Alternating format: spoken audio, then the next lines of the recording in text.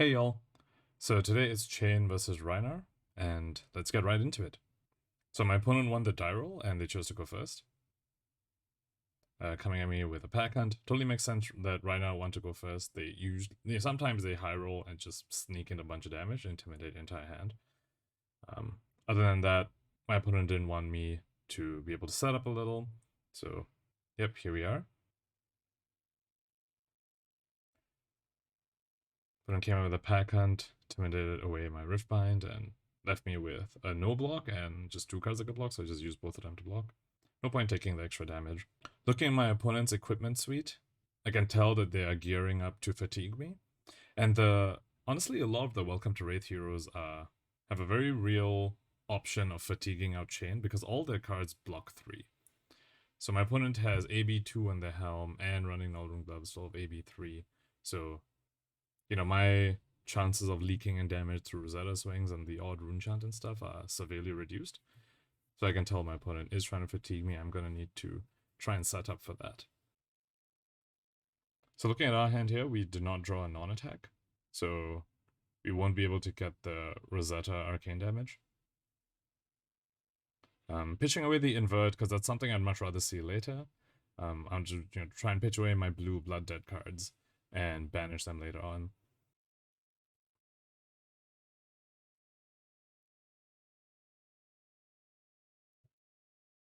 So my opponent blocks a rune chant and full blocks this Bounding Demigod. Okay, and then I use my 1 floating to just swing Thorn. It's still only 2 physical, it didn't play a non-attack. Because I know my opponent's fatiguing me, so I want to be careful about, using my threats too early. I don't want to just throw out the Riftbind if my opponent's going to block 3 anyway. Might as well throw out the Thorn and have them block that. So there's definitely an argument for pitching this Riftbind away along with the invert. If I pitched it first to create the rune chant. And then Arsenal the Shadow of Ursa. But I was thinking I kind of want to guarantee that I have a blue next turn. So I rather Arsenal the Riftbind rather than Arsenal the Shadow of Ursa. And yep, there you go. My opponent blocked 3 to Rosetta, so I'm glad I didn't just throw away my Riftbind for that. And then they're pitching a card to club me. And since we're still early on in the game and, I haven't built up enough Soul Shackles yet, I'm happy to use my cards to block right now. And later on is when I would use my life total as a resource to keep my whole hand so I can play my many cards and banish.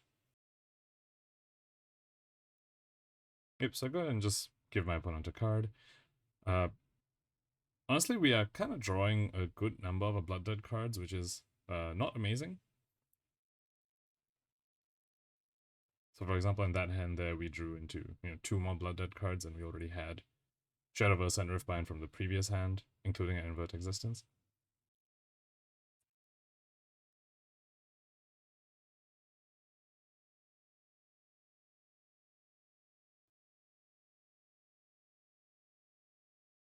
Yeah, opponent block 6 here, and then I come in with Thorn, 2 and 2. This time we did draw a non-attack. Yeah. Although we don't have another non-attack to Arsenal. And Arsenaling a Ghostly Visit it's alright. You'd much rather Arsenal a non-attack when you're on Chane.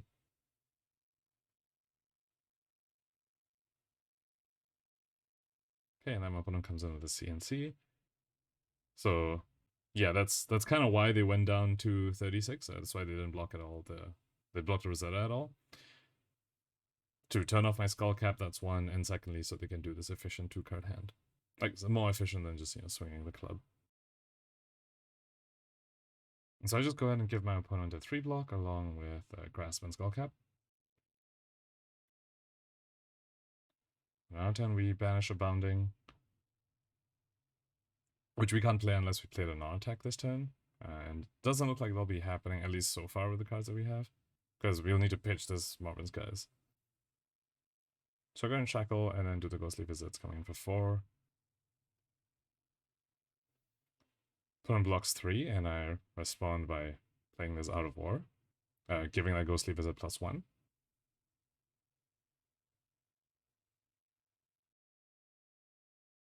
So drawing into 2 more attacks definitely makes me wish I chose Go again on the Out of War instead of +1.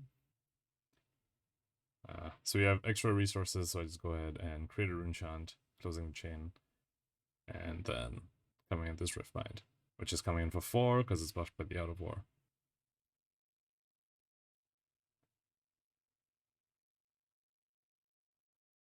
I get to Arsenal, another red bounding Demigon.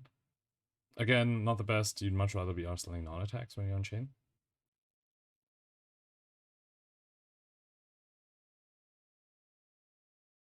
Okay, and then my opponent is just clubbing me for 4.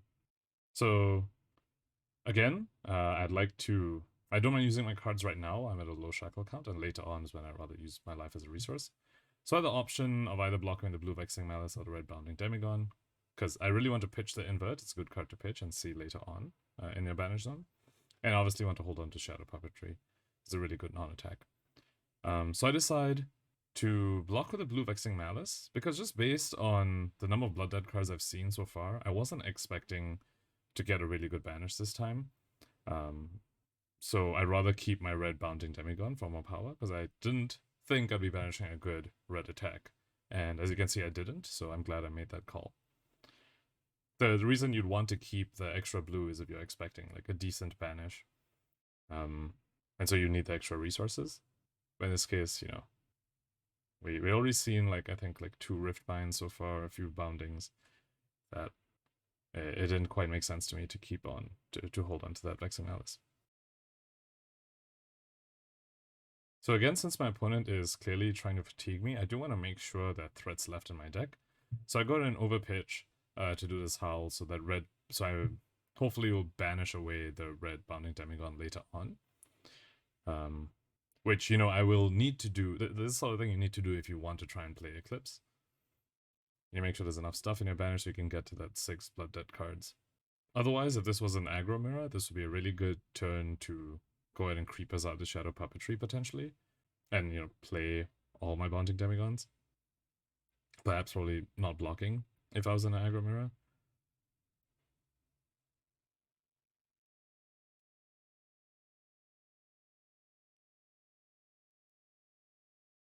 And I go ahead and Thorn for 2 and 2.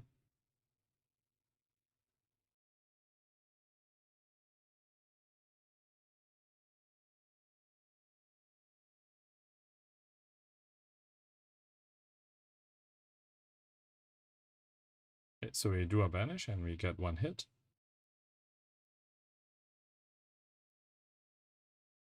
So we start with a Shadow Puppetry, and I have the option to, you know, either play the Unhallowed Rites or the Ghostly Visit after Shadow Puppetry. I choose to do Bounding Demigon because that's, you know, a breakpoint of 4. So I'm hoping I get, like, a card and a piece of equipment from my opponent, or even, well, you know, potentially 2 cards. Whereas if it's like the Ghostly Visit or Unhallowed Rites is coming for, you know, they come in for 4, or they come in for 5. Either way, I'll just get 2 cards from my opponent. Okay, but my opponent had the D-React, so they managed to just cleanly block this 1 card.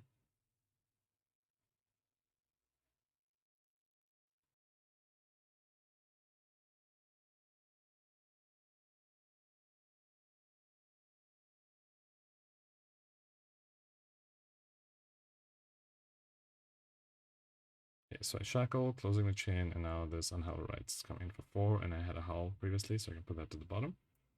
That's nice when your opponent's, you know, trying to fatigue you. You definitely want to just keep cards in your deck.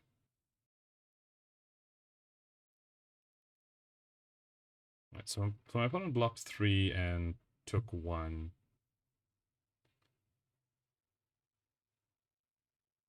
And we just go ahead and Thorn, and they use Tunic to block 1 Arcane and a Blood Rush Bow to block the physical.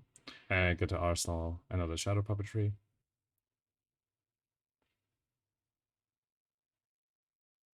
I could have used Ghostly Visit there, but again, like I said, I try and want to maintain the number of threats that are left in my deck. And Ghostly Visit and Thorn both will represent 4 damage.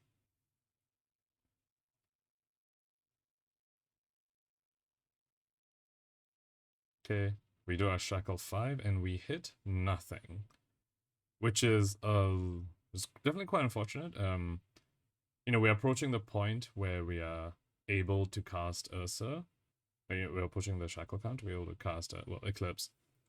But the thing is, you really want to make sure your opponent's kind of low when you cast Eclipse, because otherwise they might just take all the damage to keep cards in their hand to swing at Ursa and kill it, and then your win condition in the fatigue matchup is just gone.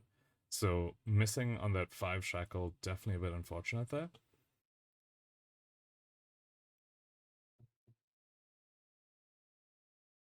Okay, so we start by shackling, and I'm gonna overpitch again, just keep the blooded cards in my deck. And I go ahead and play this Belittle, and I don't reveal to it because, so far I've been trying to send all these blooded cards to the bottom of my deck, so I banish them later, and so shuffling my deck now by searching for a Minnowism didn't seem like a good idea. So this is just a 3 go again, and, the go again from Chane's ability is not consumed by Belittle because it's neither a Shadow nor a Runeblade card. So then now it plays Ghostly Visit, and this has go again from Chane's ability. Opponent cleanly blocks all of this, as we expect. And I finally just do a Thorn for 2 physical. I'm keeping the Shadow Puppetry in my arsenal for, when I reach the turn where I'm able to cast Eclipse. It's definitely going to be very useful in being able to cast Eclipse. So, just going to keep that. And then we draw into 4 non-attacks, well, 3 non-attacks at an instant, and a non-attack in Arsenal. Opponent's coming in for 4, and, we could, block this out a little, but we are at a high enough shackle count now that I kind of need my hand for resources to be able to play the stuff in my banner zone. So I end up saying no blocks on this one, just taking the 4.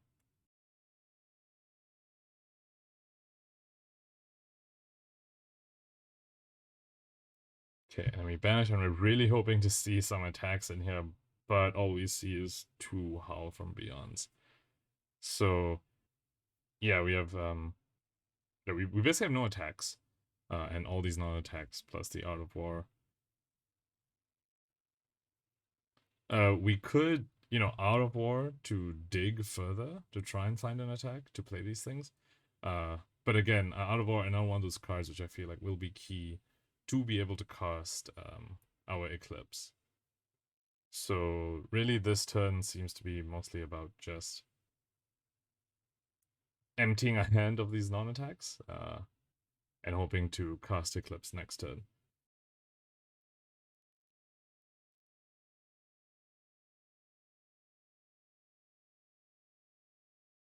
Yep, so I go ahead and play this Minnowism.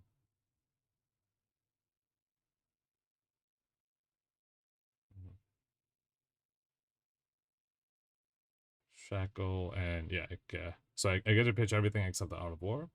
There's a point of this Art of War, kind of the only card in that hand I want to keep going to next turn, where I expect I would, probability-wise just hit decent banish.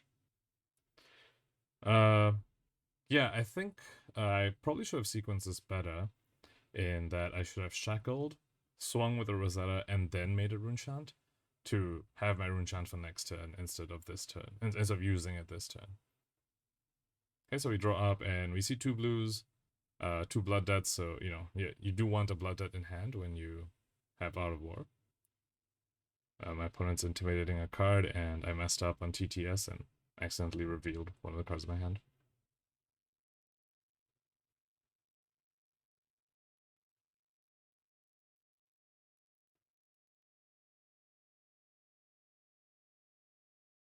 Okay, and then my opponent comes in with the club, which is 8 if I don't block with 2 or more cards.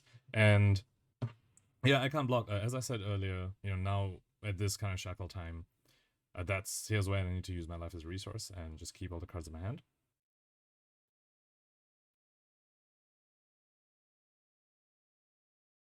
Okay, so we get 2 hits. But with this Out of War and with the Shadow Puppetry still in the arsenal, we almost certainly can cast Eclipse this turn. Though our opponent's still at 30, so there's a good chance they just take all our damage and just kill the Zatoka next turn. And with 5 cards in banish and 4 cards in hand, 1 card in arsenal, Pretty. This is one of the challenges of Chane, where you just sequencing a turn like this can be really, really challenging.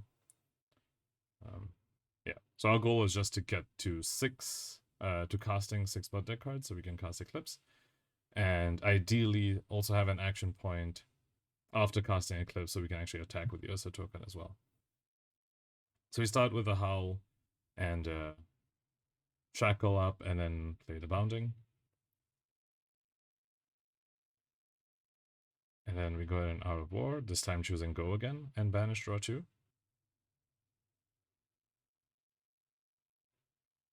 Yep, so you see the Invert and the Shadow Versa that we pitched earlier. Invert is also really nice for when you're trying to cast Eclipse, because it's an instant. So you don't need an action point, you can just play it and it counts as, you know, an extra Blood Dead card that you've played for the purposes of Eclipse.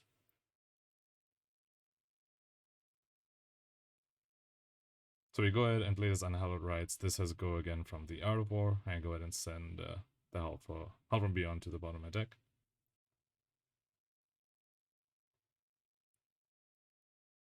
So the Unhallowed Rites is the third card with Blood that we have played this turn.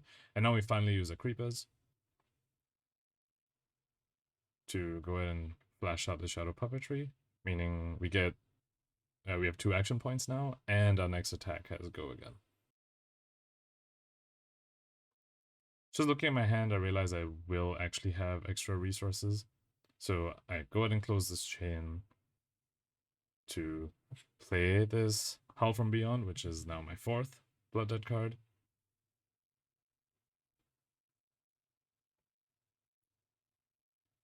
And I go ahead and Unhallowed Rites. I forgot to target that Howl from Beyond like right now, but I do fix that later. And this Unhallowed Rites is coming for 8 because it's also buffed by Shadow Puppetry. And my opponent blocks this out because, you know, they don't want to potentially give me the extra card. And I go ahead and use my last floating to invert, which becomes my 6th Blood Dead card that I've played this turn.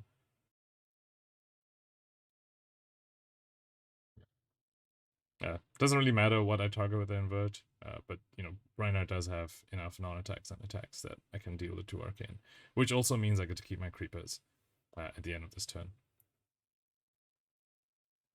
And now I can go and play Eclipse, create a Shadow Versa token, which, you know, I'm just using the Eclipse card to represent that. And I use an action point to attack with it, dealing 6 to my opponent. And yeah, here's where I realize, you know, I missequenced this, or like, you know, I ended the turn with 1 extra action point, but no resources to swing Rosetta. So really, I did not need to flash out the Shadow Puppetry with my creepers. I could have just played it. And I broke the chain anyway, playing the Howl afterwards, so that was an unnecessary usage of Spellbound Creepers.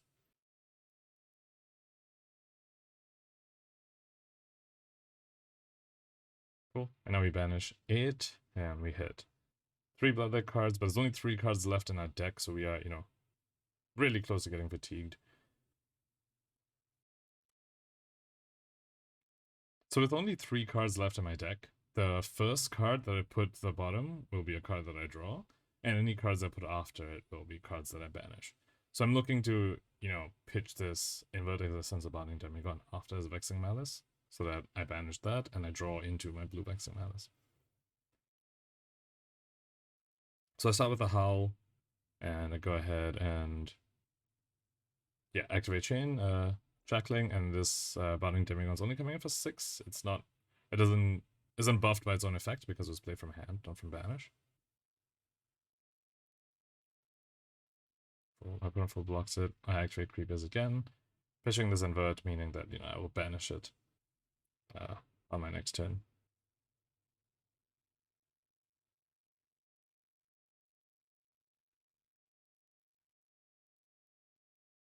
I go ahead and Howl, and now I can play this Riftbind, which is coming in for 8 total. Oh, yes, 8, because I played 2 non-attacks this turn, and is being buffed by the Howl. I have an action point remaining to swing with Ursa after this.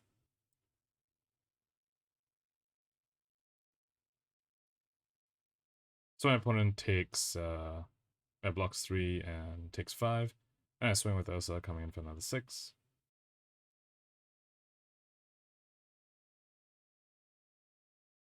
Yep, my opponent takes that as well. Clearly, they have the cards to kill the Ursa token. That's why they're taking this damage.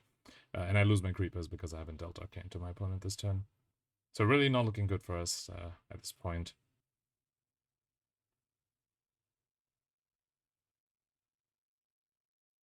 Yep.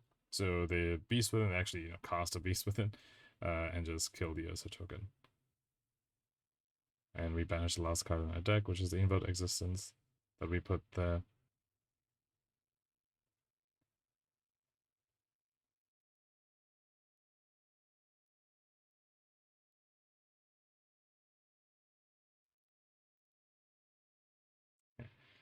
And we basically just, this is basically our last turn of the game, so I'm just going to try and push as much as I can. We start with the Howl from Beyond. And then we go ahead and Vex and Malice. This comes up 2 Arcane, 4 Physical. But yeah, since our opponent has more than enough AB to keep blocking out our Arcanes, yeah, they aren't really affected by this.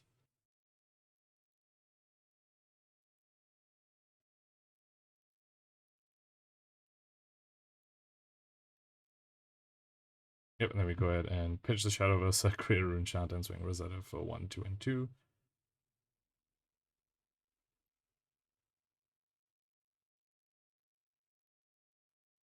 Opponent pitches 2 plus 1 they add floating to block all the Arcane and entirely blocks the Physical.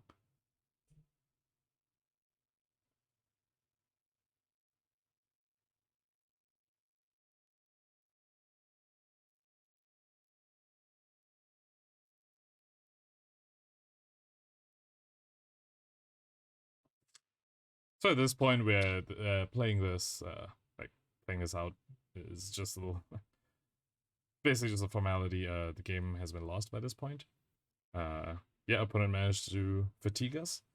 Reflections on this game, looking back, is that I definitely should have recognized that my opponent, being the sort of hero that has tons of 3 blocks, would be trying to fatigue me, which means in my sideboarding I should have put timestamp potions into my deck, which I didn't, and possibly also gone above 60 cards. Going into his matchup, I was wondering whether my opponent would try and aggro me, try and race me, or whether they would fatigue me. And just looking back, it's probably clear that a Welcome to Wraith hero's best chance is probably to try and fatigue you. Yeah. Other than that, we did get a little unfortunate on Shackles 5 and 6. Shackle 5, completely whiffing and not getting anything, and Shackle 6 having the full non-attack hand and full non-attack banish. Definitely affected us being able to reach, the lethal range. So yeah, that was the game, and my opponent is the owner of the YouTube channel Techlo Foundry. Definitely go check them out. They have great content, great gameplay videos. So yeah, thank you for watching and hope you enjoyed it.